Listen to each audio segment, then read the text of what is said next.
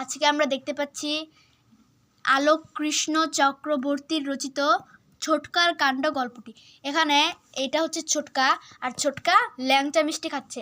আমাদেরও খুব শখ হলো ল্যাংচা মিষ্টি খাওয়ার, তাই আজকে পরীক্ষার ফলাফলের উপলক্ষে আব্বু ল্যাংচা মিষ্টি এনেছে। এখন আমরা মজা করে খাবো। এইটাই হলো সেই ল্যাংচা মিষ্টি। একটু পজ দাও, আমরা বাইরে দেখাই একটু। এটাই হলো সেই বিখ্যাত ল্যাংচা মিষ্টি। দেখতে কিছুটা কালো জামের মতো, তবে স্বাদটা নিশ্চয়ই একটু ভিন্ন হবে। এই যে আমি একটু স্পষ্ট করে দেখাই। এই যে এইটাই সেই ল্যাংচা মিষ্টি। চাটা আনা হয়েছে আমাদের পরিবারের 4 জন সদস্যের জন্য। এ খাবে, এ খাবে, এ খাবে এবং আমি খাবো।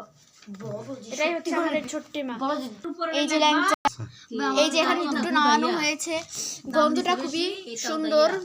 এই যে এখানে আছে আমাদের পরোটা দিয়ে আমি এটা একটু ট্রাই করে আপনাদেরকে দেখাচ্ছি। আরেকটা প্লেট আমার দরকার ছিল নাকি? ল্যাংচা উতরনি। আচ্ছা, এটা আগে রস দেখাও আর ল্যাংচা মিষ্টি আল দেখাও। রস দেখাও, রস দাও। হাসি এটার উপরে লাগবে লুইস খা। আচ্ছা, এখন আমি একটু খালি খালি টেস্ট করব। এটা তো রসগোল্লার বাপ। এটা হচ্ছে হানাফের, এটা হচ্ছে আমার। কি এটা আমার। এটা তার এটা ওটা তোমার। ঠিক আছে, এদিকে আসো না, ঠান্ডা হয়ে তুমি যাবে। এদিকে খুলে গেছো জন্য ঠিক আছে, দুইটা একসাথে নে, এক সিটসে। হ্যাঁ, এটা আমার। আচ্ছা, অসুবিধা নেই, খাই তো। আমার আমি একটু ঝোল দিই, আগে ঝোল খাও। এটা খুবই নরম। ল্যাংচাটা কেমন? দারুন, রসগোল্লার চেয়ে বাপ। বিসমিল্লাহ আল্লাহ বারাকাতুল্লাহ।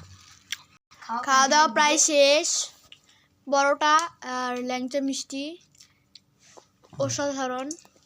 এই যে দেখো খাওয়াই দিতেছে। ছোট্ট মা বলে আমরা ডাকি। ছোট্ট মা তো এমনি এমনি রাখিনি, এই কারণে রেখেছি ছোট্ট মা।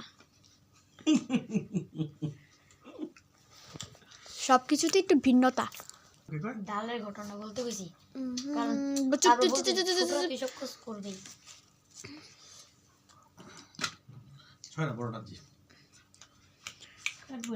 আমার খাওয়া শেষ, কারণ আমি এগুলো বেশি খেতে পারি না, আমার বমি হয়। আসি না, ঝাল খেতে পারো নাকি একটু?